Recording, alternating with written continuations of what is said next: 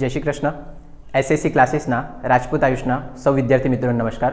મિત્રો, આ એક નાનકડો ઇન્ટ્રો વિડીયો છે જે લેક્ચર સ્ટાર્ટ થવા પહેલાં 2 મિનિટનો ચાલશે, એના પછી લેક્ચર સ્ટાર્ટ થશે, બરાબર.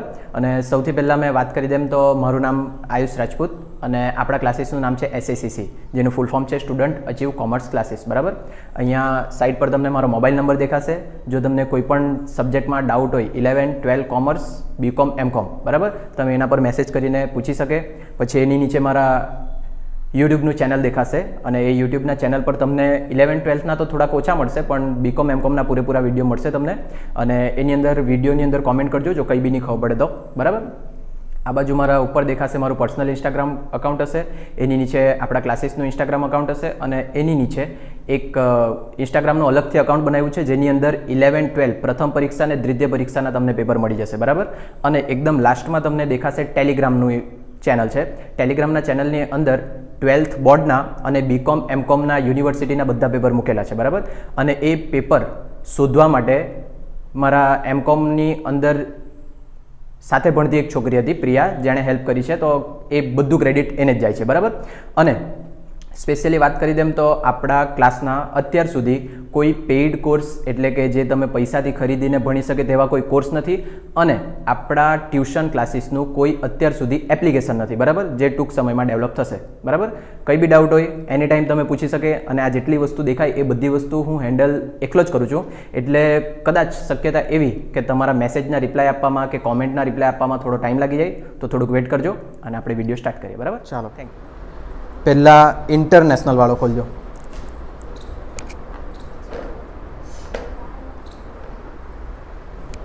ચાલો ફટાફટ. આમાં વોટ્સએપ લોગિન કરી મૂક નહીં, પણ કેમ તો બેકઅપ લઈ મૂકજો ને. આમ ઓકે, પાછું આમાં ખોલી મૂકે તો પેલું બેકઅપ કે લાગે. ચાલો, ઇન્ટરનેશનલ વાળો દાખલો ખોલજો. પહેલાં ઇન્ટરનેશનલ લિમિટેડ 75% ઉત્પાદન શક્તિએ એક્સ અને વાય નામની 2 વસ્તુનું ઉત્પાદન કરે છે અને વેચાણ કરે છે. બંને વસ્તુઓની પડતર અંગેની માહિતી આપેલી છે. ઉત્પાદિત અને વેચેલા એકમો એક્સમાં 6000 બને અને વાયમાં 4000 બનતા છે. પછી આ જે લખ્યું છે ટૂંકમાં પ્રત્યક્ષ માલસામાન એકમ દીઠ 15 ને 25, પ્રત્યક્ષ મજૂરી એકમ દીઠ આપેલી છે. કારખાના પરોક્ષ ખર્ચા એકમ દીઠ આપેલા છે, તેમાં પાછા 2 ભાગ પાડવાના છે, 40% સ્થિર ને 60% ચલિત. પછી નીચે વેચાણ અને વહીવટી પરોક્ષ ખર્ચાની અંદર બી 60% સ્થિર ને 40% ચલિત. કુલ પડતર આપી દીધેલી છે અને છેલ્લે અલગથી આપેલું છે એકમ દીઠ વેચાણ કિંમત.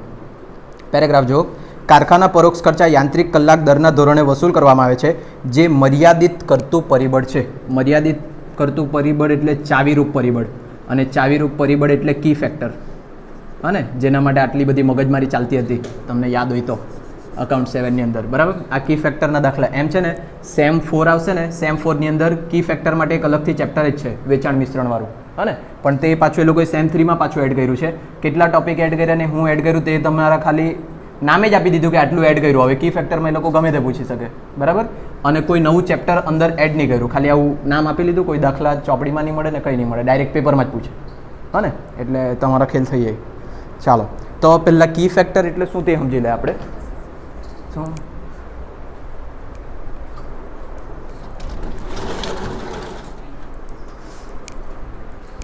ચાલો, મારા ધંધાની અંદર થોડુંક એમ જ એક્ઝામ્પલ લખતો છે. આ મારા ધંધાની જમીન, બરાબર. પછી આ બધા યંત્રો છે મારી પાસે. કાર્યશીલ મૂડી ખબર પડે કે જેટલા પૈસા મેં ધંધામાં રાખી શકું, તે ધંધામાં રાખી શકું તેટલી મૂડી, અને એકાદ હજુ લખું કાચો માલ, અને છેલ્લે લખું મજૂરી, બરાબર. આટલી વસ્તુ છે. આ એકદમ કંઈ બી લાગતું વળગતું નથી અત્યારે, ખાલી એમ જ નોર્મલ ઉદાહરણ લખ્યું છે. ધારો કે મારા પાસે આ જે જમીન છે તે 2000 ચોરસ મીટરની જમીન છે, બરાબર. હવે મારી પાસે યંત્રો છે, એટલા યંત્રો છે કે જેને ગોઠવવા માટે મને આટલી જમીનની જરૂર પડશે, બરાબર. ખબર પડે? મારા પાસે જમીન ઓછી છે અને મારા પાસે યંત્રો વધારે છે, તો મારા પાસે છે ને એવું પરિબળ કે જે મર્યાદિત છે, એ મર્યાદિત પરિબળ મારા માટે આ બની જાય ચાવીરૂપ પરિબળ. એટલે કે મારે જો કોઈ બી વસ્તુ એડજસ્ટ કરવી હોય તો મારે શું એડજસ્ટ કરવા પડશે? આ યંત્રો, કેમ કે મારા પાસે જગ્યા ઓછી છે. ખબર પડે? એક સાદું ઉદાહરણ. પછી જો બીજી વાત કરું, કાર્યશીલ મૂડી એટલે ધંધામાં કેટલા રૂપિયા રાખવા પડે કે જેનાથી તમારો ધંધો અટકી નહીં જાય, બરાબર. ધારો કે મારા પાસે 5 લાખ રૂપિયા એવા છે કે જે મેં ધંધામાં કાર્યશીલ મૂડી તરીકે રાખી શકું, પણ મારા ધંધાને જરૂરિયાત છે 8 લાખ રૂપિયાની, તો મારો ધંધો વ્યવસ્થિત ચાલશે. તો મારા માટે ચાવીરૂપ પરિબળ કયું બની ગયું? કાર્યશીલ મૂડી. એટલે મારે એડજસ્ટ કરવા પડે કે બાકીના જે 3 લાખ છે એ ક્યાંથી મેં કાપવું, બરાબર. એ કાપવાના કારણે મારા ધંધાનો નફો નહીં ઘટી જવો જોઈએ પાછો. અને કાપવા માટે પાછું આવું બી હોઈ શકે, તમારા પાસે 3 વસ્તુ છે તો મેં વસ્તુ બી નું ઉત્પાદન ઓછું કરી દેમ અથવા વસ્તુ સી કાઢી જ નાખું. આવા કોઈ નિર્ણય લેવા પડે, પણ એડજસ્ટ કોના આધારે કરવા પડે? તમારે કાર્યશીલ મૂડીના આધારે. જે વસ્તુ તમારા ધંધામાં લિમિટેડ છે અથવા તો મર્યાદિત છે, એ મર્યાદિત વસ્તુને શું કહેવાશે? ચાવીરૂપ પરિબળ, અને એને જ ઇંગ્લિશમાં કહેવાશે કી ફેક્ટર, બરાબર. આ બાજુ વાત કરી લે કાચો માલ. 3 વસ્તુ તમે બનાવતા છે, 3 મળીને તમને 50,000 કિલો કાચો માલની જરૂર પડે, પણ તમારી કેપેસિટી છે ખાલી 40,000 કિલોની, બરાબર. હવે 40,000 કિલોની જ કેપેસિટી છે, 50,000 બનતા છે, તો તમારા માટે ચાવીરૂપ બની ગયું કાચો માલ. અને તેવી જ રીતના સેમ કન્ડિશન, ધારો કે બધી વસ્તુ આ બધી તકલીફ પડતી છે, પણ તમારા પાસે 200 મજૂર એવા છે કે જે ખાલી બેસેલા છે, તો આ મજૂર તમારા માટે ચાવીરૂપ પરિબળ કહેવાશે નહીં, કેમ કે આપણે ગમે તેટલી મગજમારી કરીએ આ તો ઘટવાના નથી. ક્લિયર ખબર પડે? એટલે જે વસ્તુ તમારા ધંધાની અંદર મર્યાદિત હોય અને એના કારણે તમારું કંઈક કામકાજ અટકી જતું હોય, તો તે તમારા માટે બનશે ચાવીરૂપ પરિબળ. ને એના અંદર તમારે એડજસ્ટ કરીને દાખલો ગણી આપવાનો અને નિર્ણય લઈને આપવાનો. તો હવે દાખલો જોઈએ કે શું કહેવા માંગે તે. ખબર પડી આટલી વસ્તુ? જો નહીં ખબર પડી તો પાછો એકવાર વિડીયો જોઈ લેજો, એના માટે જ બનાવતા છે. લોક સેવા માટે થોડી બનાવ્યા કરીએ, બરાબર ને? Twinkle bestie. ચાલો મોતી પ્રાચી જોઈ લો. હવે પેરેગ્રાફમાં શું કીધેલું છે તે? કારખાના પરોક્ષ ખર્ચા યાંત્રિક કલાક દરના ધોરણે વસૂલ કરવામાં આવે છે, જે મર્યાદિત કરતું પરિબળ છે. એટલે કારખાના પરોક્ષ ખર્ચા તમારા ધંધાની અંદર કેવા છે? મર્યાદિત. એટલે કઈ બી નિર્ણય લેવાશે તો કોના આધારે લેવાશે? કારખાના પરોક્ષ ખર્ચાના આધારે, કેમ કે બીજી બધી વસ્તુ તમારા પર ઓવર લિમિટ છે, જેટલી જોઈતી છે તેનાથી વધારે છે એમ. પછી પેરેગ્રાફ જો. કંપનીએ વસ્તુ X એકમ દીઠ ₹90ની કિંમતે ખરીદવાની એક ઓફર બ્રિટન તરફથી મળી છે, અને વિકલ્પમાં વસ્તુ Y એકમ દીઠ ₹80 કંપની ખરીદવાની બીજી ઓફર USA, એટલે 2 દેશે ઓફર કરી છે. એક દેશ પહેલી વસ્તુ ખરીદશે 90 રૂપિયામાં અને બીજો દેશ ખરીદશે બીજી વસ્તુ 80 રૂપિયામાં, બરાબર ને? તમારે પછી આગળ જોઈએ શું કરવા કીધેલું છે તે.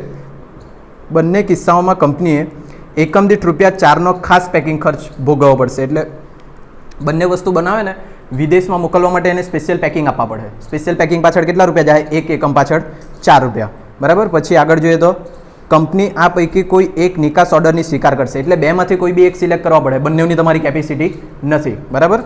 અને તેની શું છે? કરી શકશે, અને તેની બાકીની 25% ઉત્પાદન શક્તિ જ ઉત્પાદન થઈ શકે. જોજો અહીંયા એ લોકોએ પહેલાં સ્ટાર્ટિંગમાં જેમ કીધું, આ જે મારો ધંધો છે તેમાંથી મેં કેટલી ટકા વાપરતો છે? ખાલી 75%. તો હવે જે પેલી નવી વસ્તુ છે ને XY, જેમાંથી તમારે એક સિલેક્ટ કરવાનું છે, તે પાછું આમ જ ગોઠવી શકે, તમે આનો ઉપયોગ નહીં કરી શકે. ખબર? એ લોકોએ ચોખ્ખું જે કીધું છે, તો આમાં જે વસ્તુ જેવું થતું છે તેવું તો થવાનું જ છે, ખાલી આ જ તમારા માટે નવું ઊભું થવાનું છે. ક્લિયર? ખબર પડે આટલું? હા ને? સવાલ સમજે પછી જ આગળ ગણાય નહીં તો કંઈ થાય નહીં. 25% ઉત્પાદન શક્તિ જ ઉત્પાદન થઈ શકે છે, જથ્થો પૂરો પાડી શકશે. તમારે બનાવવાનું છે કે નંબર 1, બંને નિકાસ દરખાસ્તોની વિગતો દર્શાવતું પત્રક, જેમાં કઈ દરખાસ્ત સ્વીકારવી તે અંગે તમારી ભલામણ કરો. એટલે તમને સવાલ સાદો સિમ્પલ એવું પૂછ્યો છે કે X વસ્તુમાં વધારે નફો થાય કે Yમાં વધારે નફો થાય, બેમાંથી તમે કયું સિલેક્ટ કરે તે આપેલો સવાલ, બરાબર. તમારે લખી આપવા પડે કે X સિલેક્ટ કરતો છે કેમ અને Y સિલેક્ટ કરતો છે તો કેમ. અને બીજો સવાલ જો, તમે ભલામણ કરેલ નિકાસ દરખાસ્ત સાથેની કંપનીની સમગ્ર નફાકારકતા દર્શાવતું પત્રક. ધારો કે મેં X સિલેક્ટ કર્યું તો X સાથે આ ટોટલ નફો મારે ગણી આપવાનો, અથવા જો Y સિલેક્ટ કર્યું તો ટોટલ નફો ગણી આપવાનો. બસ આટલો સવાલ છે.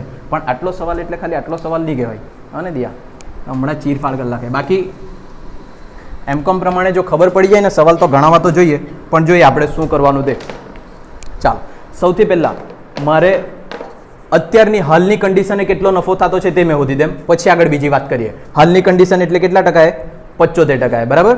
જો તો નફો શોધવા માટે તમારા પાસે બહુ બધા ઓપ્શન રહી, પણ કયા તમારા દાખલામાં ડિટેલ આપી છે તેના પરથી નક્કી કરવા પડે. સૌથી પહેલાં તો તમને ડાયરેક્ટ આપી દીધેલો હોય ઘસારો કે કરવેરા બાદનો નફો ને એવું. પછી બચતમાંથી શું માઇનસ કરે? તમે ખર્ચા. પછી વેચાણ કેટલા રૂપિયામાં કરેલું હોય તેમાંથી તમે માઇનસ કરે ખર્ચા. તો અહીંયા તમને કેવું જોમ કેવી રીતના ગણી શકીએ આપણે? અલગ અલગ ખર્ચા તો દેખાતા છે જેવા છે, માલ સામાન મજૂરી એવું બધું તો છે. વેચાણ, હા વેચાણ છે, ચાલો ને વેચાણ મળી ગયું. એના પછી એમાંથી કયો કયો ખર્ચો બાદ કરી દેશે? પ્રત્યક્ષ માલ સામાન ને મજૂરી ને એવી રીતના બધું બાદ કરે, બરાબર. કારખાના પરોક્ષ ખર્ચા ને એમાં પાછા છૂટા પાડવા પડે સ્થિર અને ચલિત, બરાબર. જો અહીંયા એક હજુ વસ્તુ યાદ રાખો, સ્થિર ચલિતને એવા અલગ અલગ આપી દીધેલા ને તો તમારે આવી રીતના જ ગણવાનું. આ વેચાણ કિંમત લખા, એમાંથી મેં બધા ચલિત ખર્ચા માઇનસ કરા એટલે મને શું મળી જાય? ફાળો. બરાબર. પછી એ ફાળામાંથી સ્થિર ખર્ચા માઇનસ કરાય એટલે મને મળી જાય નફો. અને આ નફો એટલે ઘસારા અને કરવેરા પહેલાંનો. આ એક નવી પદ્ધતિ આવી. જો કે આ નવી નહીં મળે, પહેલેથી ખબર રહેવા જોઈએ તમને. ક્લિયર આટલું બધાને? ઓકે ના? હા ને? તો આ રીતના આપણે ગણતા છે. ચાલો સ્ટાર્ટ કરીએ હવે. સૌથી પહેલાં ઉપર હેડિંગ આપી દેમ ફાળાની ગણતરી. કેમ ફાળાની ગણતરી? કેમ કે આપણને જે ચલિત ખર્ચા અને વેચાણ કિંમત આપી છે બધી એકમ દીઠ આપેલી છે. એકમ દીઠ પ્રમાણે પહેલાં ફાળો ગણીએ. આખો દાખલો જોઈ લેજો, હાથથી જે ખાય ને તો જ તમને ખબર પડે. આજ તો પ્રશ્ન મોટો હે ને? મેં તમને કીધું લાસ્ટમાં બંને મિક્સ દાખલા ગમે તે પૂછે એમ. એવું નહીં મળે કે આ ચેપ્ટરનો છે.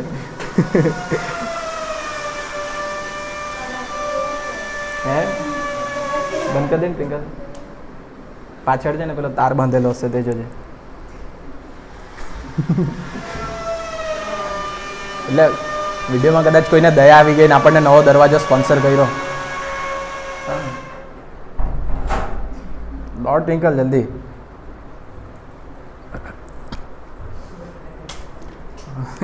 આવા લેવાની આપણે વિડીયોમાં એટલે વાત નહીં કરી શકીએ. હું લગાવી તું દોડે તું પાછી. ચાલો, કેમ કે આના હાથે મેં નહીં જઈ શકમ.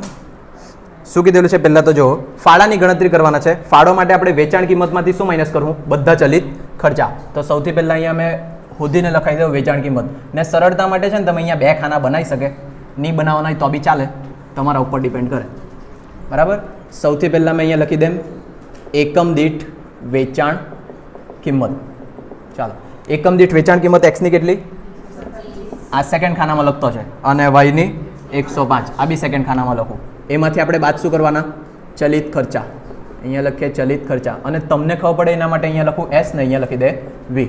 જેટલા બી ચલિત ખર્ચા દેખાય તે પ્રત્યક્ષ માલ સામાન એકમ દીઠ. ચલિત ખર્ચો કે સ્થિર? તેવો તો નહીં ખબર પડે ને પાછું. ચલિત ખર્ચા એટલે કેવા ખર્ચા? જે એકમ બદલે તો ખર્ચા બી બદલાય. એટલે મેં 10 વસ્તુ બનાવતો હોમ અને 100 રૂપિયાનો ખર્ચો થતો હોય તો 15 વસ્તુ બનાવો તો આ ખર્ચો વધી જાય. તે મારો કયો? ચલિત. જો મેં કાચો માલની વાત કરું, જો મેં 5 વસ્તુ બનાવું ને મને 10 રૂપિયાનો કાચો માલ લાગે તો જો મેં 10 વસ્તુ બનાવું તો કાચો માલ 10 રૂપિયાવાળામાં જ થઈ જાય કે હજુ બદલાય? બદલાય. આ તો ડાયરેક્ટ ગોકો તમે. કાચો માલ, મજૂરી, આ બધી વસ્તુ કેવો કહેવાય? ખર્ચો, ચલિત ખર્ચો. હા ને? નહીં આપેલો તો ચલિત જ સમજજો, બાકી તમે નિર્ણય તો કપાળ લઈ જ લે. અહીંયા લખીએ પ્રત્યક્ષ માલ સામાન. પ્રત્યક્ષ માલ સામાન તે બી પાછો એકમ દીઠ આપેલો છે કેટલો? 15 અને 25. જો આ પહેલા ખાનામાં લખ્યું છે એટલે ટોટલ માનને પછી અહીંયા લખશો. બરાબર. પછી બીજું પ્રત્યક્ષ મજૂરી. પ્રત્યક્ષ મજૂરી એ બી એકમ દીઠ 15 અને 15. પછી જો કારખાના પરોક્ષ ખર્ચામાં ચલિત બી છે ને સ્થિર બી છે. અહીંયા લખીએ કારખાના પરોક્ષ ખર્ચા. જો 40% સ્થિર છે તો એનો અર્થ શું થાય? 60% ચલિત. તો પહેલા બંને 60% કાઢો. 15 ને 9. પછી એના નીચે છે વેચાણ અને વહીવટી ખર્ચા. વેચાણ વહીવટી ખર્ચ. એમાં એ લોકોએ કાઉન્સમાં કીધું છે 60% સ્થિર, તો એનો અર્થ થાય 40% ચલિત. 20 ને 14. બસ ને? બીજા તો કોઈ ખર્ચા નહીં મળે મારો ટોટલ. હવે પહેલાં તમે એવું નહીં કહેતા કે નીચે પહેલાં 4 રૂપિયા પેકિંગ ખર્ચો છે તે આપણે 75% ગણતા છે. હજુ 25% વાળી વાર છે. વાયમાં 63, આમાં 65. ચાલો માઇનસ કરી દો, અથવા તો જો અને એમ નીચે લખો 65 અને 63, 60 અને 42. જો અહીંયા નીચે લખ્યું છે એટલે તમને ખબર પડે આ ટોટલ વી છે. બરાબર. અને આ બાદ કરવા પછી જે મળ્યો આપણને શું મળ્યો? ફાળો. ફાળો કેટલે સી કહેવાય? આ ફાળો કેવો? એકમ દીઠ. હા ને? હવે આપણે આના પરથી નફો શોધીએ. જો આપણે નફો ડાયરેક્ટ એકમ સાથે ગુણાકાર કરીને બી શોધી શકતા હતા, પણ આ બધી વસ્તુની જરૂર પડી શકે એવું છે, એના માટે આવું ગણ્યું છે. આ જે ફાળો મળ્યો તે કયો મળ્યો? એકમ દીઠ ફાળો. હવે એકમ દીઠ ફાળો હોય આપણે કોના સાથે ગુણાકાર કરવા પડશે? પહેલા એકમ સાથે, તો મને કુલ ફાળો મળે. બરાબર. એટલે મેં અહીંયા લખું કુલ ફાળો. ચાલો, કુલ ફાળો લખવા માટે પહેલાં લખું એક્સ. એક્સના એકમ આપેલા છે કોઈ જગ્યા? 6000. 6000 એકમ ગુણ્યા એકમ દીઠ ફાળો કેટલો? 60 રૂપિયા. 3,60,000.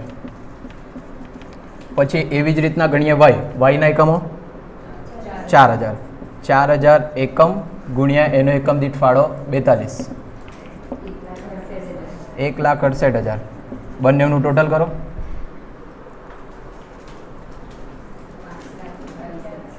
5,28,000. જો અહીંયા વ્યવસ્થિત લખી આપું, ફાળો બરાબર એકમ ગુણ્યા એકમ દીઠ ફાળો, બરાબર.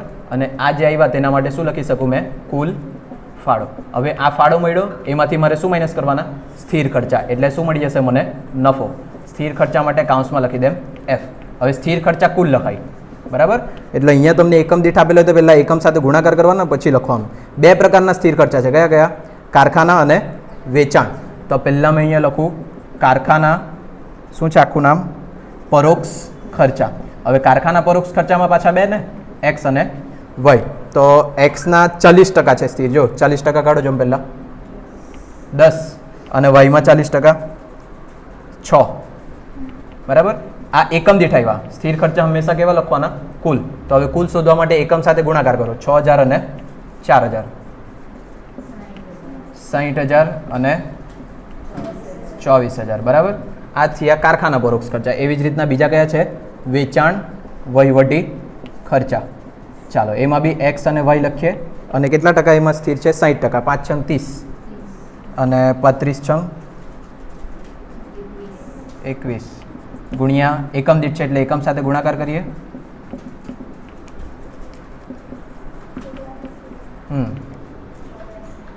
84,000. આ બધા સ્થિર ખર્ચાનું ટોટલ કરો.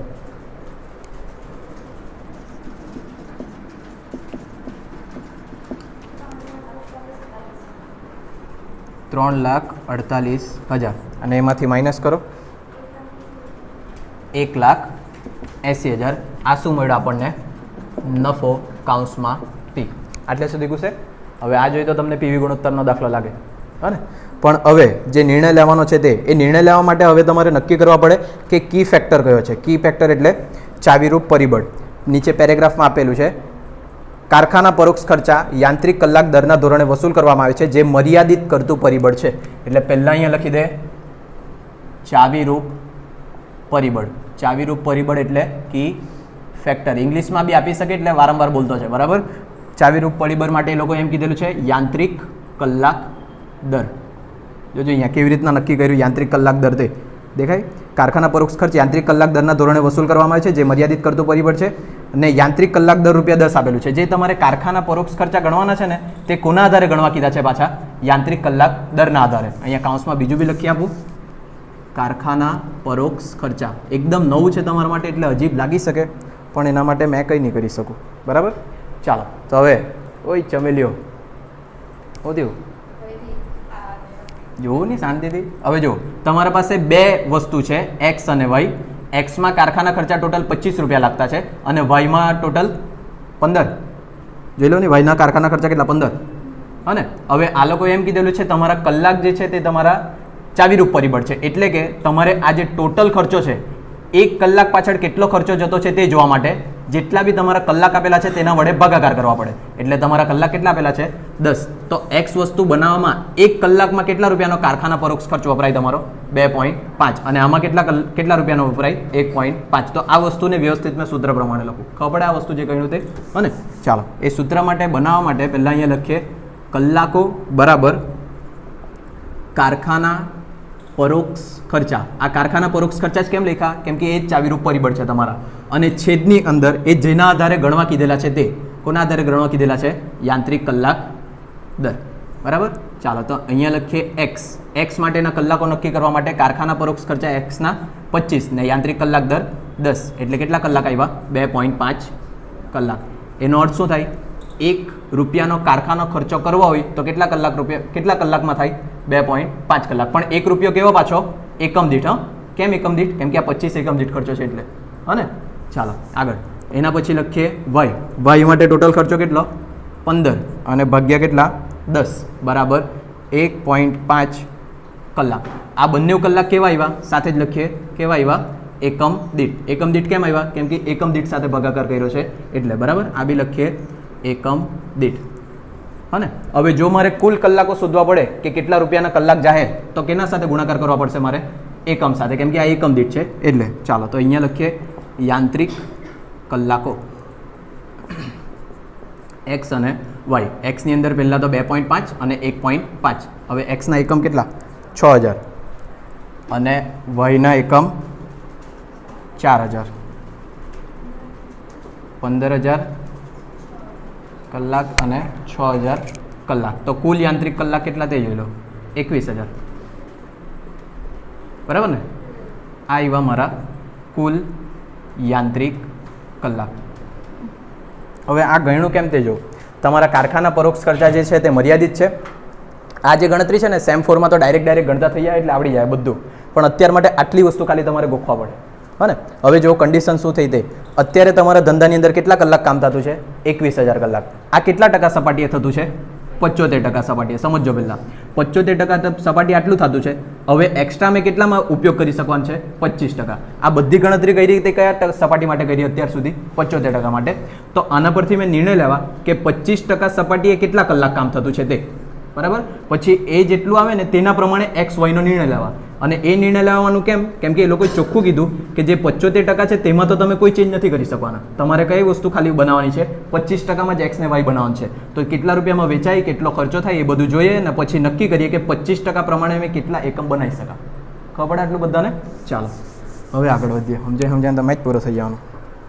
હવે જોજો તો લખવાની પદ્ધતિ પાછી બહુ મેટર કરે. અત્યારે મેં લખતો છે હાલની ઉત્પાદન શક્તિ કેટલા ટકા છે? 75%. એ કલાક કેટલા છે? 21000. બરાબર. અને પછી લખીએ પેલી ફાજલ પડી રહેલી તે, એવો જ શબ્દ વાપરેલો છે લોકોએ. ફાજલ ઉત્પાદન શક્તિ કેટલા ટકા છે? 25%. એ કલાક કેટલા? 25, 6, 75, 7000 કે 8000? 7000 યાંત્રિક કલાકો. આ તમારા એક્સ્ટ્રા કલાક કહેવાય. આટલે સુધી ઘૂસે અને મજા આવ્યા કરે. શું થયું દિયા? કઈ ગઈ? ચાલો હવે જો. હવે અહીંયાના પછીથી જે ગણતરી સ્ટાર્ટ થતી છે તે તમારા કયા ટકા માટે થતી છે? 25% માટે. તો આ વસ્તુ જોજો. 2.5 કલાકે એક એકમ બને કોના? એક્સના. બરાબર. તો 7000 કલાક આપણને એક્સ્ટ્રા મળવાના. સાંભળજો પાછું. 2.5 કલાકે એક્સના એક એકમ બને તો 7000 કલાકે કેટલા બને? એટલે આપણે એક્સના નવા કેટલા બનાવી શકીએ અને વાયના નવા કેટલા બનાવી શકીએ તે શોધીએ. ખબર પડે છે કીધું અત્યારે? પાછું જો 2.5 કલાકે એક્સ વસ્તુના એક એકમ બને, તેવી જ રીતના વાય વસ્તુ માટે 1.5 કલાકમાં એક એકમ બને. તો જે એક્સ્ટ્રા કલાક મળવાના તેમાં એક્સ ને વાયના કેટલા એકમ બને તે શોધીએ. બરાબર. નહીં ખબર પડતું હોય તો મેં કંઈ કરી શકું નહીં આનાથી વધારે. તો ચાલો પહેલાં મેં અહીંયા લખું વસ્તુ એક્સ. વસ્તુ એક્સમાં 2.5 કલાક એકમ દીઠ હોય ત્યારે કેટલી વસ્તુ બનતી છે? એક એકમ. બરાબર. અને જો 7000 કલાક એકમ દીઠ કામ થાય તો કેટલા એકમ બને? 2000 પૂરા. આ એકમ બનશે નવી વસ્તુમાં. આ કેટલા ટકા સપાટીએ બનશે? હવે 25%. આ બધી જ સ્ટાર્ટ થતી છે તો 25% માટે છે. એવી જ રીતના કોના માટે ગણીએ વસ્તુ વાય? એ બી 25% માટે વાત કરીએ. જો 2.5 કલાક એકમ દીઠે એક એકમ બનતા હોય, બરાબર, તો 7000 કલાક એકમ દીઠે કેટલા?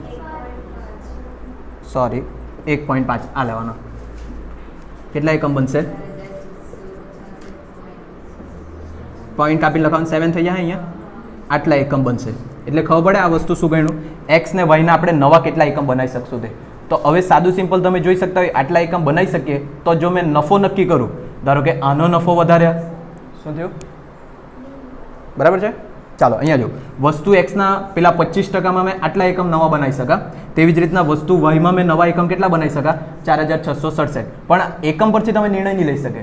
ધારો કે આમાં નફો વધારે થતો હોય તો મેં આ વસ્તુ બનાવવા, અને આમાં નફો વધારે થતો હોય તો આ વસ્તુ બનાવવા. એટલે પહેલા સવાલનો જવાબ અહીંયાથી અપાશે આપણાથી. હા ને? એટલે પહેલો સવાલ જે પૂછેલો છે ને લોકોએ કે તમે બંનેમાંથી કઈ વસ્તુ અપનાવશે, એ બંનેમાંથી કઈ વસ્તુ અપનાવવા માટે આપણે શોધવા પડશે કે એ બંનેમાં ફાળો કેટલો આવતો છે તે. ફાળો શોધવા માટે એ લોકોએ કેટલા રૂપિયામાં વેચશે તે પહેલાં કીધેલો હશે. હોદો વેચાણ કિંમત નીચે પેરેગ્રાફમાં જો એવું એ લોકોએ કીધું છે ને, એક દેશમાં 90 રૂપિયામાં વેચાય, બીજા દેશમાં અમુક રૂપિયામાં વેચાય. હા ને? તો અહીંયા મેં લખું બંને દરખાસ્ત જે લોકો આપી છે તે બંને દરખાસ્ત માટે ફાળો. અહીંયા લખું વસ્તુ એક્સ અને અહીંયા લખીએ વસ્તુ વાય. વેચાણ કિંમત, એકમ દીઠ વેચાણ કિંમત. વસ્તુ એક્સ કેટલા રૂપિયામાં વેચાય? 90 અને વસ્તુ વાય 80. બરાબર. હવે એમાંથી માઇનસ કરીએ ચલિત ખર્ચા. ચાલો હવે ચલિત ખર્ચા જેટલા છે તે બધા માઇનસ કરવાના. સૌથી પહેલાં ક્યાં ગયા?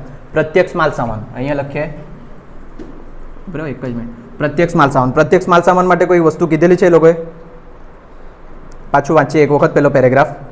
80ના કિંમતે ખરીદવાની બીજી ઓફર યુએસએ તરફથી મળી છે. બંને કિસ્સામાં કંપનીએ એકમ દીઠ ₹4નો ખાસ પેકિંગ. બસ એટલું જ કીધું છે કે એક્સ્ટ્રા કેટલા રૂપિયા જાય? 4. તો મેં અહીંયા આવું કરી શકું? આ બધા તો જવાના જ. આ બધા એટલે કેટલા 65 અને 63. ખબર પડે? આ છૂટા લખવાનું છે કે ડાયરેક્ટ બી લખી શકે તમે, હા ને? ચાલો તો અહીંયા મેં લખું માઇનસ ચલિત ખર્ચા. ચલિત ખર્ચા પહેલામાં કેટલા જતા છે? 65 અને બીજામાં કેટલા જતા છે? 63. આટલા તો જતા જ છે. બીજા કયા એક્સ્ટ્રા જવાના? પેકિંગ ખર્ચા. કેટલા રૂપિયા? 4 રૂપિયા. તો આ બંને માઇનસ કરો એટલે તમને મળે ફાળો. કેટલા? અને 13. બરાબર. તો આ બંને પરથી તમે કયો નિર્ણય લઈ? કઈ વસ્તુ બનાવવા જોઈએ? જેનો ફાળો વધારે તે વસ્તુ બનાવવા જોઈએ, કેમ કે તેનો જ તો નફો વધારે થાય, કેમ કે સ્થિર ખર્ચા તો સરખા જ રહેવાના, હા ને? ખબર પડે? પણ ખાલી આટલાથી નિર્ણય નહીં લઈ શકે. આ તો કયો આવ્યો તમારો? એકમ દીઠ. તમારે શું શોધવા પડે? કુલ ફાળો. અહીંયા લખીએ કુલ ફાળો. કુલ ફાળો પહેલા વસ્તુ એક્સ માટે 21 એકમ દીઠ ગુણ્યા વસ્તુ એક્સના કેટલા એકમ બનવાના? 2800 ગુણ્યા 2800. અને વાય વસ્તુ જો, વાય વસ્તુમાં ફાળો તમારો 13 ને એકમ કેટલા? 4667. 58800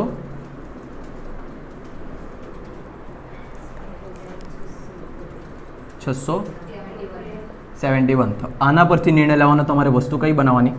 વાય, જેનો ફાળો વધારે તે. બરાબર. એટલે અહીંયા નીચે ગુજરાતીમાં લખી આપવાનું વસ્તુ વાયનો ફાળો વધુ હોવાથી વસ્તુ વાયનું ઉત્પાદન કરશું. હા ને? નહીં ખબર પડે ને તો આ જે સવાલ આપેલો હોય ને એ સવાલમાં જ્યાં જવાબ પેલું આખા વાક્યમાં જવાબ લખે ને તમે તેવું જ કરીને આવી જવાનું. હવે એ લોકોનો બીજો સવાલ.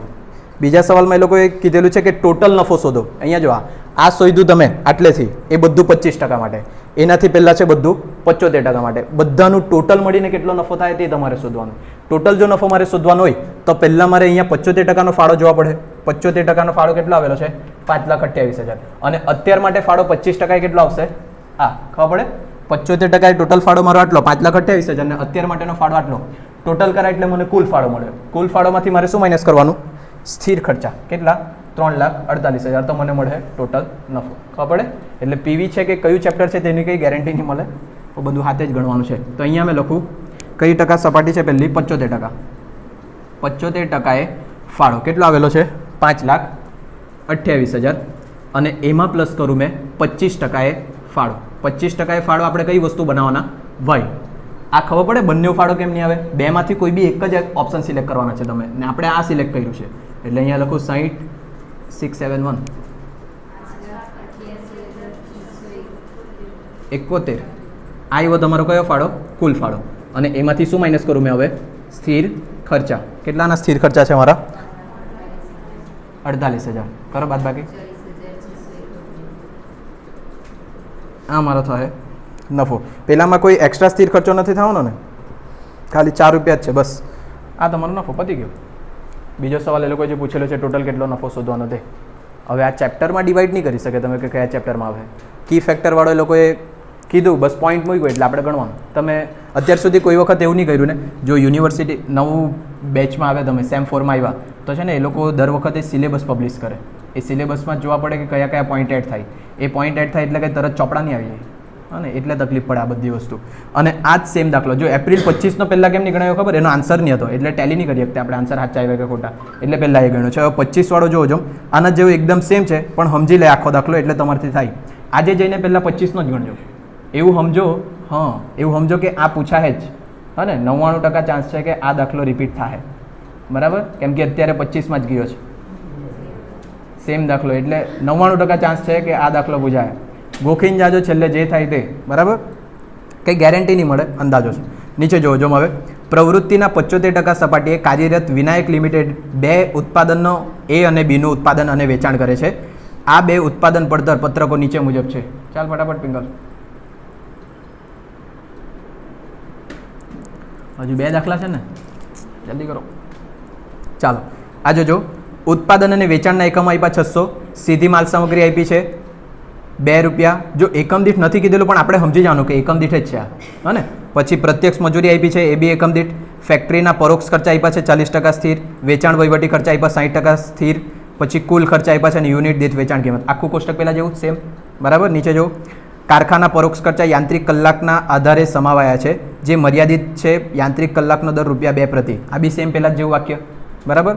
કંપનીને કેનેડા તરફથી પેદાશ એની ખરીદી માટે એકમ દીઠ 17.50નો ભાવે ઓફર મળી, એટલે કે એક માટે ઓફર મળી છે 17 રૂપિયાની અને નીચે બીજા માટે ઓફર મળી છે 15 રૂપિયાની બરાબર. એ બી સેમ વસ્તુ જેમ પહેલાંમાં 90 રૂપિયા ને 80 રૂપિયામાં મળેલું હતું તે. પછી આગળ જો, કંપની 2માંથી કોઈ એક નિકાસ ઓર્ડરની સ્વીકારણા કરે છે અને કોઈ પણ કિસ્સામાં કંપની તેની 25% બાકી ક્ષમતાનો ઉપયોગ કરીને શક્ય હોય તેટલી માત્રામાં ઉત્પાદન કરશે. એટલે સેમ આજ 75% તમારે પહેલાં ગણવાનું, પછી 25% માટે નિર્ણય લેવાનો. સવાલ જો, 2 નિકાસ દરખાસ્તો પૈકી કોઈ એક દરખાસ્ત સ્વીકાર કરવો જોઈએ. એટલે પહેલાં આવી રીતના ફાળો નક્કી કરીને કોઈની એક દરખાસ્ત નક્કી કરજો, પછી બંનેનું ટોટલ મારીને નફો સોચો બરાબર. જાતે એક જ વખત ગણજો, મતલબ પહેલાં છે ને આ બી જાતે ટ્રાય કરજો, પછી પેલો બી જાતે ટ્રાય કરજો, જવાબ ટેલી આમાંથી કરજો. જો થઈ ગયો ને, શક્યતા છે કે આ જ પૂછાય બરાબર. આમાં 9 તમે કંઈ સમજાય નહીં હકા, ફોટા પાડ લે. એક તો મેઇન વસ્તુ છે ખબર, સોલ્યુશન મળી ગયું એનું તે. બાકી સોલ્યુશન જો નહીં મળતા ને હે, હા એબીસી વાળું બી આવી ગયું. આ એબીસીમાં આવતું બરાબર.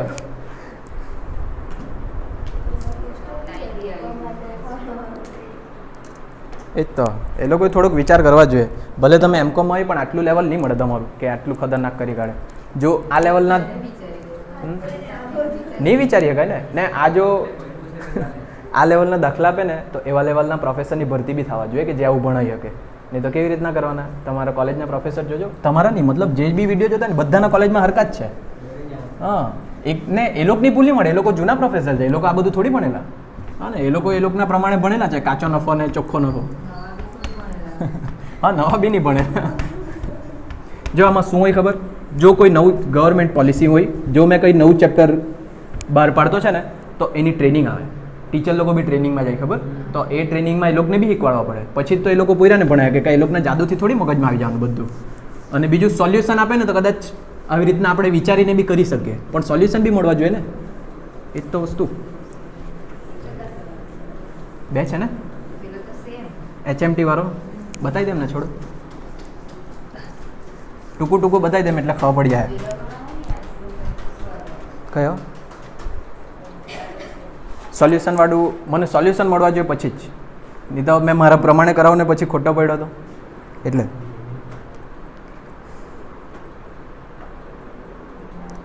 હવે કયો છે HMT વાળો? હા જૂન 23. આવો જ સેમ દાખલો માર્ચ 23. આ મોસ્ટ ટાઈમ આને બી કરી લેજો, જો નસીબ સારા રહે ને તો આ પૂછાઈ જાય બરાબર. તમારે નોટમાં લગભગ બીજો કે ત્રીજો દાખલો આપણે રૂનાલી વાળો ગણેલો તેવો જ છે સેમ. હા ને, ટ્વિંકલ એકાદ મોકલેલો તે બી એમાં બી હતો આજ બરાબર. ધ્યાન રાખજો, માર્ચ 24 કે 23નો ગણતા હોય ને તો એમાં રકમ ખોટી છે એ બી ધ્યાન રાખજો, એટલે માર્ચ 23નો નહીં ગણવા બેસી જતા. હા ને, ચાલો અહીંયા જો, એક કંપની એક પરિયોજના બરાબર ચાલતી ન હોવાથી તે બદલવા વિચારે છે. 3 પરસ્પર નિવારક એવી પરિયોજના A, H, M અને T ની દરખાસ્ત મૂકવામાં આવી છે. વિચારી દિયા તો ફોટા જ પાડતી રહી જવાની. દરેક પરિયોજના માટે 9 લાખની જરૂરિયાત અપેક્ષિત છે. એટલે 3 જે યોજના છે બધા માટે કેટલા રૂપિયા જોઈએ આપણને? 9 લાખ. અને તેનું અંદાજિત આયુષ્ય અનુક્રમે 5, 4 ને 3 છે. 3નું અંદાજિત આયુષ્ય અલગ અલગ આપેલું છે. ભંગાર કિંમત નથી એટલે 0. કંપનીનો નિયત વળતરનો દર 12% છે. આ નિયત વળતરનો દર એનો કોઈ ઉપયોગ નહીં હોય જો વટાવ અવયવ આપી દીધેલો હોય તો. નીચે જો લાસ્ટમાં વટાવ અવયવ આપી દીધેલો છે, જો નહીં આપેલું હોય તો આપણે ગણવા પડે, બાકી તો કોઈ વાંધો નહીં મળે. પછી જો વાક્ય, કરવેરા અને ઘસારા બાદ 3 પરિયોજનાનો અપેક્ષિત નફો આપ્યો. જો તમે પેપર ગણતા હોય ને તેમાં આ વાક્ય દેખાઈ ગયું ને, કરવેરા બાદ ઘસારો ને આવું, આ ચોખ્ખો નફો આપી દીધેલો હોય ને તો એ દાખલો તમારા માટે સારો ખબર પડે. બાકી જો વેચાણ ને બચત ને એવા પરથી ગણવાનો હોય ને તો તકલીફ આપે જ. હા ને, એટલે આ વાક્યવાળો દાખલો પહેલાં પસંદ કરજો, પણ આખું પહેલાં મગજમાં વિચારી લેવાનું. પછી આ 3 પહેલાંનો નફો આપ્યો. પહેલો સવાલ જોજો, પરત આપ સમય, સરેરાશ વળતર દર, ચોખ્ખું વર્તમાન મૂલ્ય અને નફાકારકતા સૂચકાંકની પદ્ધતિ અનુસાર દરેક પરિયોજનાનો ક્રમ આપો. બધી વસ્તુ શોધી આપું. આ જેટલા સવાલ છે તે સમજાવી મૂકું. સવાલ તમારે જાતે ગણવાના, આવડી જાય તેવો જ છે, બરાબર. નહીં આવડે અત્યારે એવું લાગે તો અત્યારે જ ગણાવી દેવા. બીજો જો આંતરિક વળતર દર રોકાણ ઉપરના નિયત વળતર દર જેટલો જ હોય તો નફાકારકતાનો સૂચકાંક કેટલો હોય? આ ત્રીજી ચોથી વખત આવ્યો. નફાકારકતાનો આંક અહીંયા 1 ખબર પડે. એ લોકો એમ કીધેલું છે, ટૂંકમાં સમજાવો ને, નફાકારકતાના આંકમાં અંશની રકમ ને છેદની રકમ બંને સરખી હોય તો જવાબ કેટલો આવે? 1. આવો પહેલો સવાલ છે. એના જ સાથે બીજો સવાલ જો, નફાકારકતાનો સૂચકાંક 1 કરતાં ઓછો હોય તો તેનું મહત્વ શું? અહીંયા જો, આનો અર્થ શું થાય? નફાકારકતાનો આંક, ધારો કે મારો જવાબ આવ્યો 1.05, તો એનો અર્થ એવો થાય, જો મેં 1 રૂપિયા લગાડું તો મને નફો કેટલો થાય? 1.05. સવાલ જો શું છે? નફાકારકતાનો સૂચકાંક 1 કરતાં ઓછો હોય, ધારો કે મેં અહીંયા કંઈ બી લખું 0.90, 1 કરતાં ઓછો એટલે 1 રૂપિયા લગાડીને મને જો 1 રૂપિયા કરતાં ઓછો મળતો હોય તો એ યોજના મારે અપનાવવી જોઈએ નહીં. એ ખરાબ યોજના કહેવાય. એટલે બીજા સવાલના જવાબ થઈ ગયા બંને, બરાબર. છેલ્લો સવાલ, છેલ્લો તો સવાલ નહીં મળે. કઈ પરિયોજના સ્વીકારશો તે કારણો સહિત જણાવો. કઈ સ્વીકારશો એટલે ધારો કે તમે પહેલો ગણતા છે પરત આપ સમય. પરત આપ સમયમાં જો 3 વસ્તુ છે HMT, 3માંથી કઈ વધારે જલ્દી પૈસા મળી જતા છે તેના પ્રમાણે નિર્ણય બધામાં લખીને આપવાનો, બરાબર. અને જો કોઈ જગ્યાએ એમ કીધેલું હોય કે ક્રમ આપવાનો, પહેલા જ સવાલમાં જો સૂચકાંકની પદ્ધતિ અનુસાર દરેક પરિયોજનાને ક્રમ આપો, એટલે જેટલું બી તમે ગણે ને આમાં 1 2 3 1 2 3 એમ આપજો. જેમાં 1 વધારે હશે તે સ્વીકારી લેવાનો, બરાબર. ચાલો હવે આપણે સ્ટાર્ટ કરીએ. દાખલો સ્ટાર્ટ કરીએ તો સૌથી પહેલું સ્ટેપ આપણું શું હોય? ઘસારો. ઘસારા માટેનું સૂત્ર પડતર કિંમત તો મૂળ કિંમત પ્લસ ગોઠવણી ખર્ચ માઇનસ ભંગાર કિંમત છેદમાં અંદાજિત આયુષ્ય. 3 વસ્તુ છે H, M અને T. 3 માટે પૈસા તો સરખા જ જોઈએ. કેટલા? 9 લાખ. 3 ગોઠવણી ખર્ચ છે, નહીં મળે ને. ભંગાર કિંમત 3 નહીં મળે, એટલે ઉપર બંનેમાં 0. હવે વર્ષ 3 ના અલગ અલગ આપ્યા છે, 5 4 ને 3. 1.80, 2.25, 3 લાખ. ચાલો એના પછીનું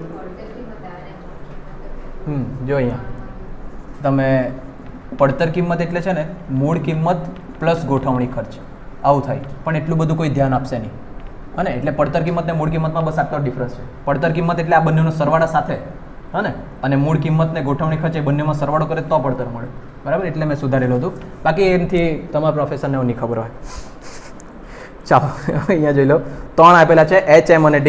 બીજું સ્ટેપ શું હોય તમારો? રોકાણનું વર્તમાન મૂલ્ય. ચાલો, રોકાણનું વર્તમાન મૂલ્ય છે, ગણવાની જરૂર નથી. HML 3 માટે કેટલું આપેલું? 9 લાખ, હા ને. એને કંઈ અલગથી ગણીએ ને, પેલા 4 સ્ટેપ ગણવાનો હોય ને તે, એનું કંઈ કામ નહીં મળે. ત્રીજું જો હો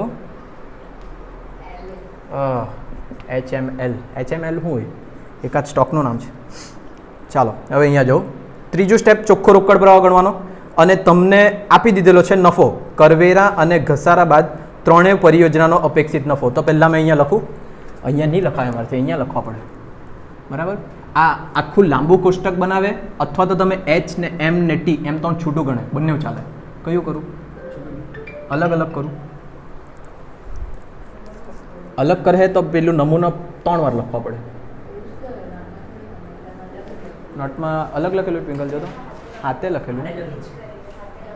આપણે આળસ કરીએ એટલે હાથે જ લખેલું હોય. બીજો દાખલો કરું તો એ અલગ લખેલું. અત્યારે હું કરું? હાથે જ બનાવી મૂકીએ. હા ચાલો, ચોખ્ખો રોકડ પ્રવાહ વોટ પર જો છૂટું પાડતા બી અહીંયા જ શીખવાડી દેવા. પહેલાં તો ચોખ્ખો રોકડ પ્રવાહ ગણે ત્યારે નમૂનો શું હોય? ઘસારો ને કરવેરા પહેલાંનો નફો માઇનસ ઘસારો, એટલે આવે તે કર પહેલાંનો નફો લખો અહીંયા ડાયરેક્ટ. કર પહેલાંનો નફો એમાંથી માઇનસ કરે કર વેરા, તો શું મળે તમને? ચોખ્ખો નફો. પણ આ ચોખ્ખો નફોને જો બીજું કેવું હોય તો શું કહેવાય? ઘસારો ને કરવેરા પછીનો નફો, બરાબર. પછી એની અંદર શું પ્લસ થાય? ઘસારો. એટલે છેલ્લે શું મળી જાય તમને? ચોખ્ખો રોકડ પ્રવાહ. હવે એક વસ્તુ જો અહીંયા, આ 3 વસ્તુ જો તમારા દાખલામાં હોય તો તમે કોઈ બી સવાલનો જવાબ આપી શકે, બધા સૂત્ર આવડવા જોઈએ તો. ખબર પડી આટલું? એટલે એના પછી આગળ કંઈક બતાવવાનો નથી. તો પહેલાં વાત કરીએ H, પછી M અને T. પહેલાં કેટલા વર્ષ છે આમાં? 5.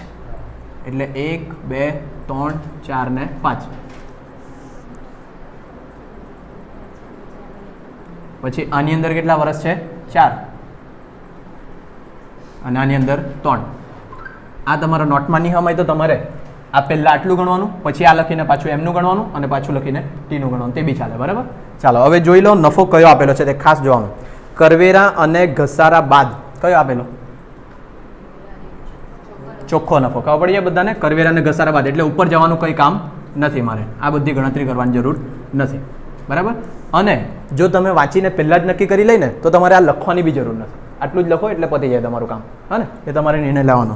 ચાલો ચોખ્ખો નફો 180, 2,10,000, 270, 360 અને 5,10,000. જો પેલા બાજુ જતો નથી એ ડાયરેક્ટ ખાલી લખવાનું જ છે. એમાં હવે પ્લસ શું કરી દેવાનું પાછળ આપણો ઘસારો, એટલે અહીંયા ઘસારો છે એચનું ગણતા છે તો ખાલી એચનો જ ઘસારો લખાવા જોઈએ. ધ્યાન રાખજો 1,80,000 બધામાં 1,80,000 અને એનું ટોટલ કરો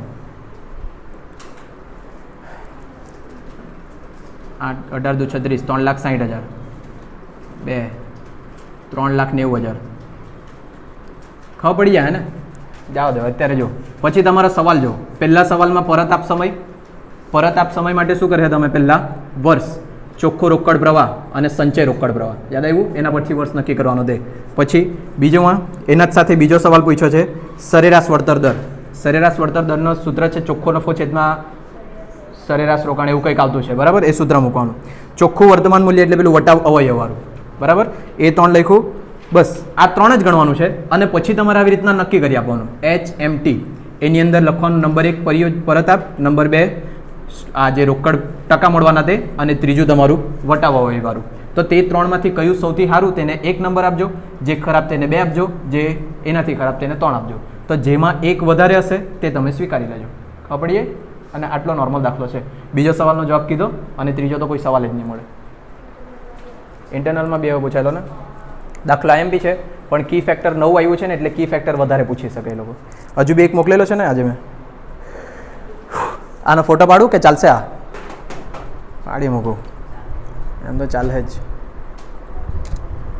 એટલે કદાચ ટ્વિંકલના બધા દાખલા ગણાઈ ગયા, હવે બાકી છે રીમીના બધા. એવું ને?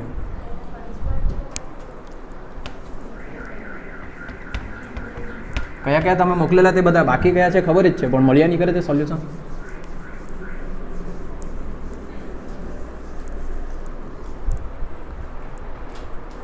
ચાલો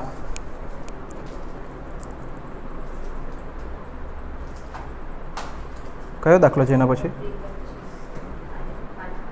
પેલો નીપ લિમિટેડ વાળો. ચાલો એપ્રિલ 2025.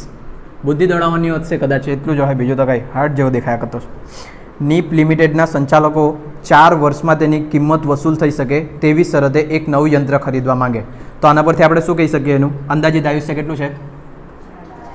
અંદાજિત આયુષ્ય બરાબર 4 વર્ષ. પછી આગળ જોઈએ તો નવા યંત્રથી પ્રાપ્ત થતી વાર્ષિક વેચાણ આવક ક્વેશ્ચન માર્ક, એટલે કે અહીંયા તમારે વેચાણ શોધવા જેવું છે. ખબર આટલું? હા ને? પછી બીજું જો સીમાંત પડતર. સીમાંત પડતર એટલે નહીં ખબર? સીમાંત પડતર કહેવાય ચલિત ખર્ચો. આ નામ નહીં ખબર હોય ને પાછું તમને. સીમાંત પડતર એટલે શું કહેવાય એને? ચલિત ખર્ચો. પહેલી વખત મળ્યું. વી કેટલા આપેલા છે? આપેલા નથી પાછા. શું કીધેલું છે? વેચાણના 50% કીધેલા છે. આ યાદ રાખવાનું. હવે બધાએ સીમાંત પડતર એટલે ચલિત. આ સીમાંત વર્ડ છે ને 11મા ધોરણના ઇકોનોમિક્સમાં આવતું. યાદ? હા ને? એક એકમના વધારાથી કેટલા ખર્ચમાં વધારો થાય તેને કહેવાય સીમાંત ખર્ચો, અને એક એકમના વધારાથી એટલે કયો ખર્ચો કહેવાય? એ ચલિત. પણ બેઝિક કાં ક્લિયર નહીં પણ આવું. હા પણ એટલે વસ્તુ હું ક્યાં કરું ખબર? એ લોકો ગમે તેથી ગમે ત્યાં મૂકે એમ, એટલે કંઈ ફરક નહીં પડે એનાથી કે તમે ભણેલા કે નહીં ભણેલા. ચાલો હવે અહીંયા જો યંત્રની ભંગાર કિંમત. આ તો સાદું સિમ્પલ ખબર પડી જાય. ભંગાર કિંમત કેટલા રૂપિયાની આપેલી છે? ભંગાર કિંમત 1,25,000. પછી આગળ જો યંત્રનું આયુષ્ય 10 વર્ષ. પાછું યંત્રનું આયુષ્ય અલગથી આવ્યું છે એટલે આ અંદાજિત આયુષ્ય નથી. હા ને? ચાલો એટલે અહીંયા જોઈ લે પેલું શું આપેલું હશે તે. યંત્રનું અંદાજિત આયુષ્ય કેટલા વર્ષનો? 10 વર્ષ. પછી આગળ સીધી લીટી પદ્ધતિએ ઘસારો ગણવાનો છે. વાર્ષિક મુદ્દતી પડતર. વાર્ષિક મુદ્દતી પડતર એટલે સ્થિર ખર્ચા. વાર્ષિક મુદ્દતી પડતર એટલે કયો ખર્ચો? સ્થિર. ધ્યાનમાં રાખવાનું બધાએ. સ્થિર ખર્ચો એટલે એફ. શું કીધેલું છે એના માટે? 1,25,000 તો છે પહેલે, અને કાઉન્સમાં બી કંઈ કીધું છે કે ઘસારા સિવાય, કાઉન્સમાં લખી આપીએ ઘસારા સિવાય 1,25,000. એનો અર્થ શું થાય? ઘસારો કેટલો હશે? 1,25,000. બરાબર. એના સિવાયનો સ્થિર ખર્ચો છે 1,25,000. પછી આગળ નફા પર 50% લેખે કરવેરા વસૂલ કરવામાં આવે. એટલે કરવેરા કેટલા ટકા છે? 50%. હજુ આગળ જોઈએ તો પરત આપ સમય. પરત આપ સમય પાછો એક તો પરત આપ સમય આપેલો બી છે, તો જોયો ને કેવો આપેલો છે? 3.2/3 વર્ષ. એટલે અહીંયા બી ગુચાવવાની પૂરેપૂરી કોશિશ કરી. ઉપર આપેલ માહિતીના આધારે ખૂટતી માહિતી શોધો, તેમજ તમારે સંચાલકોને સલાહ આપવાની છે કે નવું યંત્ર ખરીદવું જોઈએ કે નહીં. પહેલાં તો ક્વેશ્ચનમાં શું આવ્યું? હા, આ એક આવ્યું ક્વેશ્ચનમાં, વેચાણ. આ શોધવાનું. બીજું એ લોકોએ સવાલ પૂછ્યો છે કે તમારે સંચાલકોને સલાહ આપવાની છે કે નવું યંત્ર ખરીદવું જોઈએ કે નહીં. તો હવે પહેલી લીટીમાં જો શું લખેલું હતું? નીપ લિમિટેડના સંચાલકો 4 વર્ષમાં તેની કિંમત વસૂલ થઈ શકે તેવી શરતે, એટલે 4 વર્ષથી અંદાજિત આયુષ્ય નહીં મળે. એક શરત છે કે 4 વર્ષની અંદર તમારું કિંમત વસૂલ થઈ જાય ને તો જ તમારે નવું યંત્ર ખરીદવાનું. અને એ લોકોએ જો ટ્વિસ્ટમાં આપી દીધેલું, આ અંદાજિત આયુષ્ય નહીં મળે. બરાબર. અને હું કહેવાય તે નહીં કહો, પણ તમને સાદી ભાષામાં ખબર પડવા જોઈએ કે 4 વર્ષમાં તમારા પૈસા વસૂલ થવા જોઈએ. ને કેટલા ટાઈમમાં વસૂલ થઈ જાય? 3.2/3. ખબર પડ્યા એ લોકોના આ સવાલ ને? અહીંયા જ એ લોકોએ પરિણામ બી આપી દીધેલો છે. એટલે આના પરથી નક્કી કરી શકું પરત આપ સમય 4 વર્ષથી ઓછો હોવાથી યોજના અપનાવવી જોઈએ. આ ખબર પડે કે નહીં પડે બધાને? હા ને? બીજું કઈ વસ્તુ તો છે જ નહીં ને જેનાથી આપણે નિર્ણય લેવાનો. હવે બીજો સવાલ એટલે કે પહેલો સવાલ જે હતો તે વેચાણ શોધવાનું છે. તે કેવી રીતના શોધી શકે તમે વેચાણ? હરકું વિચારો, સમજીને જરીક કેવું, મને તો ખબર પડે. જરીક બુદ્ધિ દોડાવવાનું કામ છે, અને બુદ્ધિ તો કેવલ એક જ જણ પાસે છે, છોકરાઓમાં અભી પાસે.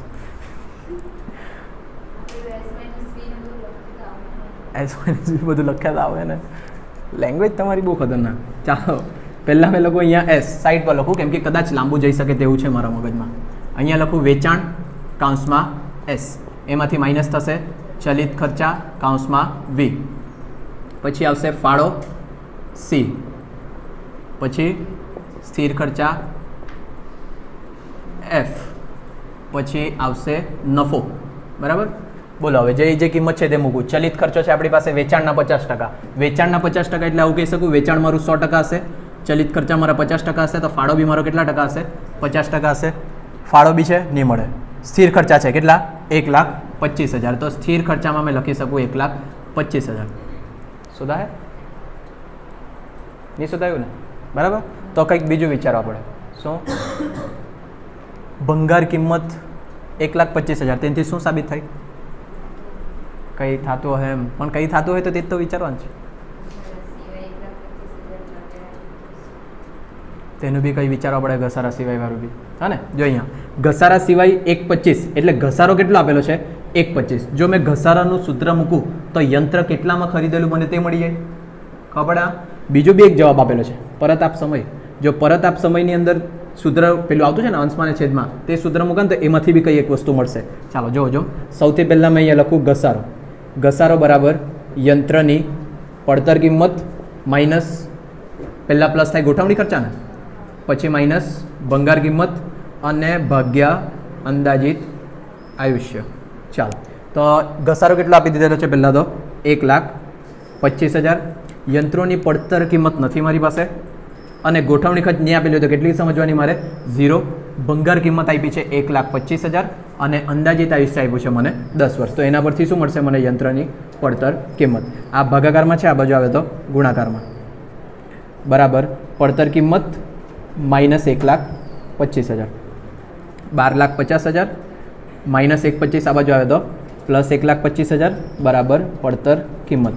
એટલે અહીંયા લખું યંત્રની પડતર કિંમત બરાબર 13,75,000. બરાબર. આમાં છે ને તમારે બુદ્ધિ શું દોડાવવાની ખબર? જો કોઈ વસ્તુનો જવાબ આપેલો હોય ને તો તેનું જ સૂત્ર મૂકવાનું. ઘસારાનો જવાબ આપેલો એટલે ઘસારાનું સૂત્ર મૂક્યું. હવે હજુ બી આપણે કોઈ નિર્ણય પર પહોંચ્યા નથી, તો તેના માટે હવે જોવાનું કે બીજી કઈ વસ્તુનો જવાબ આપેલો છે. બીજો શેનો જવાબ આપેલો છે? પરત આપ સમયનો. બરાબર. તો અહીંયા લખું મેં પરત આપ સમય. પરત આપ સમય માટે પેલું અંશને છેદવાળું સૂત્ર કુલ રોકાણ છેદમાં ચોખ્ખો રોકડ પ્રવાહ કદાચ બરાબર ને કુલ રોકાણ છેદમાં ચોખ્ખો રોકડ પ્રવાહ. તો હવે અહીંયા જો પરત આપ સમય પાછું આવું આપેલું 3.2 વર્ષ. તો પહેલાં આપણે એને વ્યવસ્થિત ફેરવી દઈએ. વ્યવસ્થિત ફેરવી દઈએ એટલે 3 તારીખ 9 9 ને 2 10 10 છેદમાં 3 કેવા હે સોરી હું 3 તારીખ 9 9 ને 2 11 11 ભાગ્યા 3 થાય અને 11 ભાગ્યા 3 ડાયરેક્ટ કરતા આવડે તો કરવાનું, નહીં કરતા આવડે તો ડાયરેક્ટ મૂકવાની કિંમત આ ખબર પડે. અહીંયા જો 3 તારીખ 9 9 ને 2 11 અને છેદના 3 જો ડાયરેક્ટ મૂકું કદાચ સાદું રૂપમાં વધુ ઇઝી પડી જાય. પરત આપ સમય કેટલો 11 છેદમાં 3 બરાબર કુલ રોકાણ છે મારી પાસે. કુલ રોકાણ એટલે બીજું સ્ટેપ અને બીજું સ્ટેપમાં ખાલી આ જ આવે તો આ જ લખાય, પેલા 4 નહીં મળે એટલે કંઈ નહીં, એટલે આ લખીએ 13,75,000. એટલે આના પરથી શું હોતા હે નહીં હોતા હે કંઈ દોડાવવાની બુદ્ધિ ગમે તે દોડાવી. ચાલો આ ચોખ્ખો રોકડ પ્રવાહ બાજુ લાવીએ અને આ અંશમાં છે તેને છેદમાં લાવીએ. ચોખ્ખો રોકડ પ્રવાહ હાર્ડ લાગે આ ડાયરેક્ટ પોઈન્ટમાં લાવજો થઈ ગયા હે. ચાલો જોઈ લે 13,75,000 ભાગ્યા 11 છેદમાં 3 છે તે બી પાછા છેદમાં એવા જ આવે, ઊંધા નહીં થાય અને પછી આ છેદનો છેદ અંશ સાથે ગુણાકાર યાદ છે આવું કંઈ નિયમ અને એટલે 13,75,000 પોઈન્ટમાં કરે ને તો પેલું છેલ્લે એકદમ એક્ઝેક્ટ જવાબ નહીં મળશે આપણને, કેમ કે પોઈન્ટ પછી પાછું લાંબુ જતું હોય. કરો ને જોઈએ બેસી જતું હોય તો તેમ કરીએ.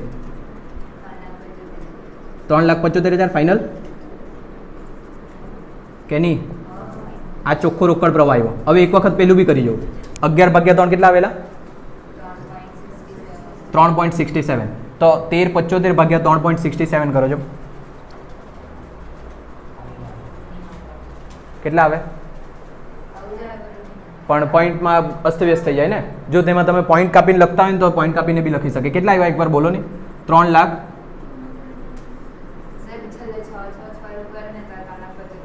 હા તો આવી જાય એવું મેં તમને કીધેલું ખબર આખી કેલ્સી ભરી નાખવાની અને તો કરે તો આવી જાય. તો તેવું કરવા માંગતા હોય તો તેવું કરજો હા ને. મેં અહીંયા અથવા કરું 3.67 બરાબર 13,75,000 છેદમાં ચોખ્ખો રોકડ પ્રવાહ બરાબર. એટલે ચોખ્ખો રોકડ પ્રવાહ બરાબર 13,75,000 છેદમાં 3.67. તમે કેલ્સી પર આખું લખે તો બી તમારો જવાબ આવી જાય 3,75,000 બરાબર.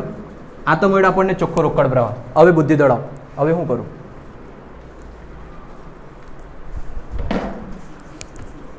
6 હા બરાબર. ધોની તો 7 કે બોલો. ચાલો તમે તો નહીં બોલી શકે. આ જે નફો આવ્યો તે જ નફો કયો કહેવાય ઘસારો ને કરવેરા પહેલાંનો. અત્યારે જ આપણે જોઈ ગયા કદાચ હા ને. આ ઘસારો ને કરવેરા પહેલાંનો એમાંથી શું માઇનસ થાય ઘસારો ખબર પડતી છે. એમાં પછી જે આવે તે તમારો કયો નફો કહેવાય કર પહેલાંનો. પછી એમાંથી શું બાદ થાય કરવેરા. પછી જે નફો આવે તે ચોખ્ખો નફો. પછી એમાં પ્લસ થાય ઘસારો.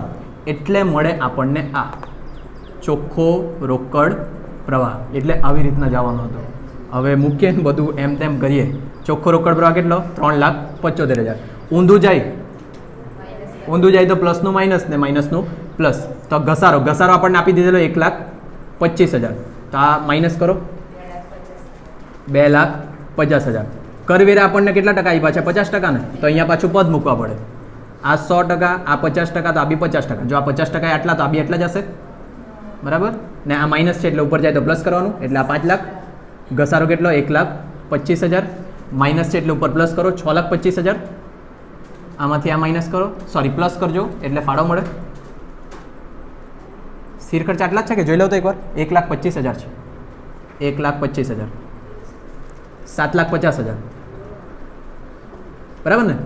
હવે આ 7,50,000 50% છે તો આ બી કેટલા હશે 7,50,000 હશે. આ બંનેનો સરવાળો કરે એટલે 15 લાખ. અને આ તમારો ક્વેશ્ચન માર્કનો જવાબ. આ 5 માર્કનો દાખલો પૂછા હે. બસ આજના હાર આટલું વિચારવા પડે ને વિચારવા માટે તો તમે એમ કોમમાં આવે